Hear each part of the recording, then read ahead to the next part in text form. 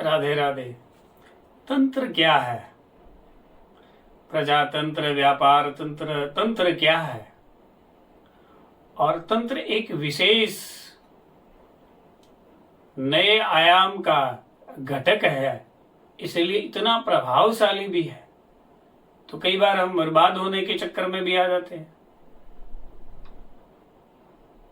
क्योंकि तंत्र तो वो एक ऊर्जा है, नए आयाम को घटित करने वाली घटना के लिए एक जो महाघटक है, वो है तंत्र।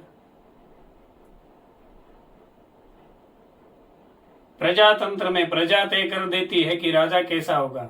वो राजा चाहे बुरा हो चाहे अच्छा हो, वो तंत्र काम करेगा ही करेगा। तंत्र शब्द है वो तन से जुड़ा हुआ है और तंत्रिकाओं से जुड़ा हुआ है, और संपूर्ण तंत्रिकाओं से। इसीलिए कहते हैं तंत्र में थोड़ी सी भी गड़बड़ी हो तो बड़ा नुकसान होता है।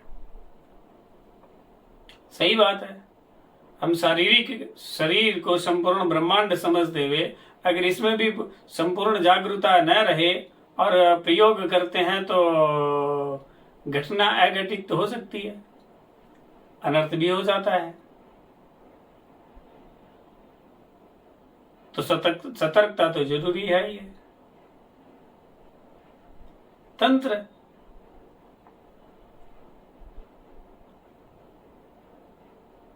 तंत्र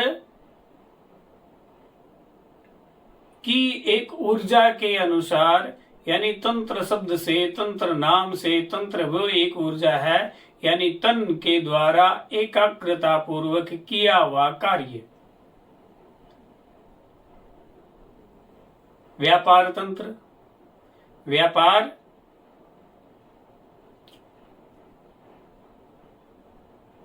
तंत्र को समझ करके और फिर कार्य करे तो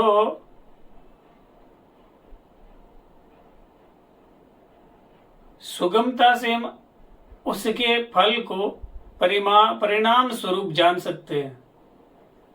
ये नहीं हो सकता कि बस ये कर लीजिए सब कुछ ठीक हो जाएगा, कतई नहीं। क्योंकि जिस बीमारी की जो औषधि है वही लगेगी। कुछ एक करने से सब कुछ ठीक कभी नहीं होता।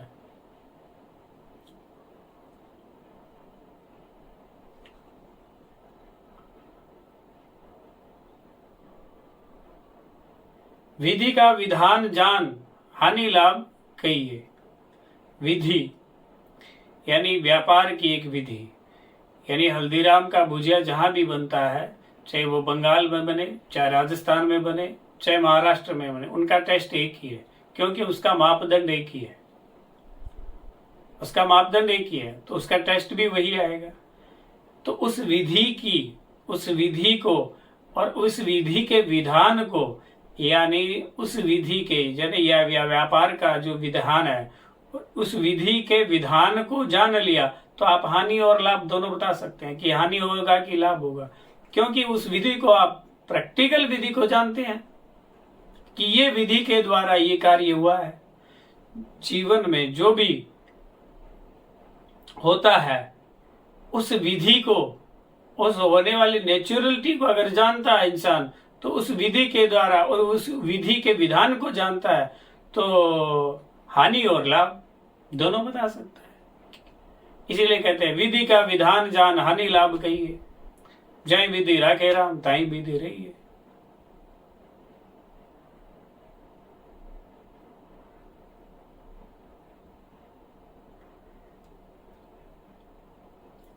तो तंत्र को अच्छे से, हमें कुछ भी चाहिए होता है, चाहे धन चाहिए होता है, रुपया चाहिए होता है, संतान चाहिए होते हैं, व्यापार के लिए कि तंत्र का प्रयोग होता है। किसी तांत्रिक को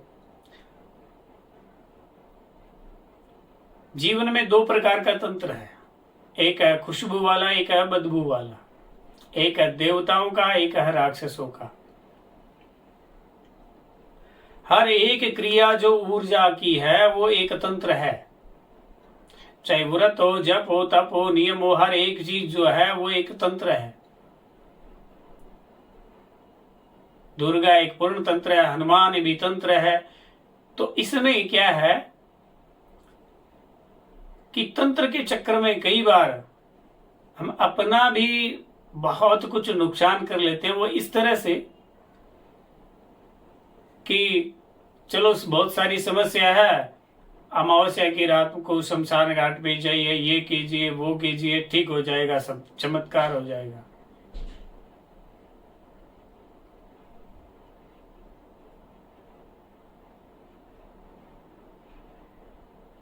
ये संभव है?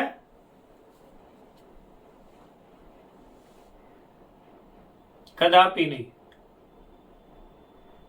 क्योंकि शमशान घाट में हम अपने पूर्वजों को जब भी लेकर जाते हैं तो घर में आने से 3 बार पहले नहा कर आते हैं।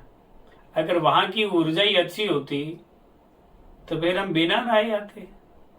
वहां की ऊर्जा ही अच्छी नहीं होती, हमें शुद्ध होकर के आना पड़ता है घर में। तो वो रात्रिकालीन की, अमावस्या की, और वो भी शमशान घाट की, हमें कैसे बोलते हैं अघोरी है तो बताया है। तो अघोरी है तो उनके वेद नियम देखो। बोले भोलेनाथ भी वैसे करते हैं। भोलेनाथ तो कभी किसी का मांस नहीं खाते। वो तो जब शरीर, इंसान का जो शरीर है वो देह है, और जब मिट्टी बन जाता है यानी आग में जल जाता है, राख हो जाती है, तब भगवान भोलेनाथ अपने शरीर पे उस भस्म को धारण करते हैं। इंसानों को तो कभी नहीं खाते। उनकी खोपड़ियों में कभी पानी नहीं पीते। इंसानों की खोपड़ियों में कभी भोलेनाथ पानी नहीं पीते।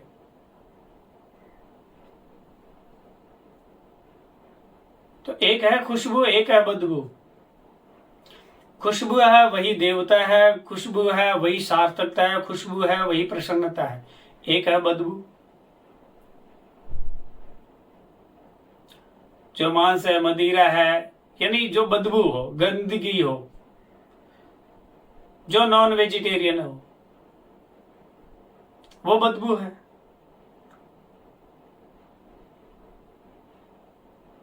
कहते हैं प्याज लहसुन नहीं खाना चाहिए, तो खुशबू है कि बदबू है?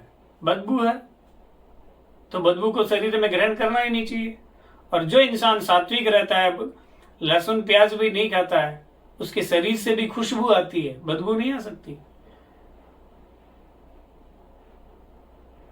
क्यों? सात्विकता में खुशबू है, सात्विकता ही खुशबू है, सात्विकता ही प्रसन्नता है। तो जीवन में कभी भी हमें इस तरह के तंत्र के प्रयोग में, किसी भी लालच के वश में, किसी की कारण के वश में, किसी भी दुख के कारण जटिल से भी जटिल दुख आ जाए, लेकिन फिर भी इस तरह के प्रयोगों में कभी भी हस्तक्षेप नहीं करना चाहिए, और नहीं वहां जाना चाहिए, नहीं वो क्रियाएं करनी चाहिए। क्योंकि फिर उनसे जुड़ाव हो जाता है तो वो फिर वो जुड़ाव बड़ा ही तकलीफदायी होता है। क्योंकि अंधेरा तो अंधेरे में ही लेके जाएगा, अंधेरा तो अंधेरे में ही लेकर के जाएगा। क्योंकि वहां सब रहने वाले जो भी होते हैं वो शनि के कारक होते हैं। बोले शनि गोपनीय का, शनि अंधेरे का कारक होता है, तो वो अंधेरा ही है, शनि है, उसको उजाले का पता ही नहीं है। ये जो खुद अंधेरा हो उसको उजाले का पता होगा? कभी नहीं हो सकता। जिसको खुद को उजाले का पता नहीं है, वो मानवता को, इंसान को, खुशियों को क्या उजाला देगा, क्या खुशियां देगा?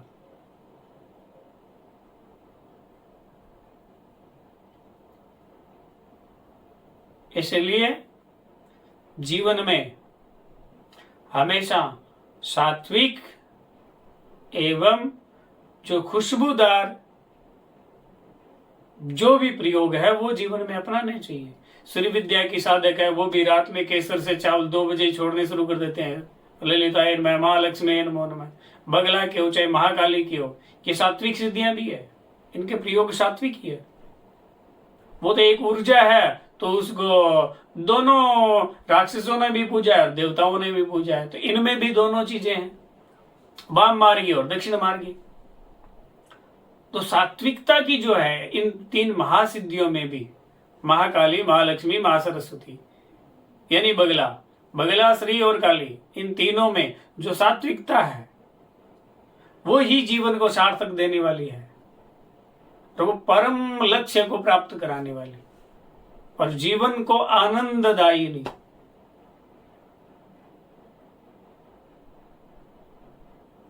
राधे राधे।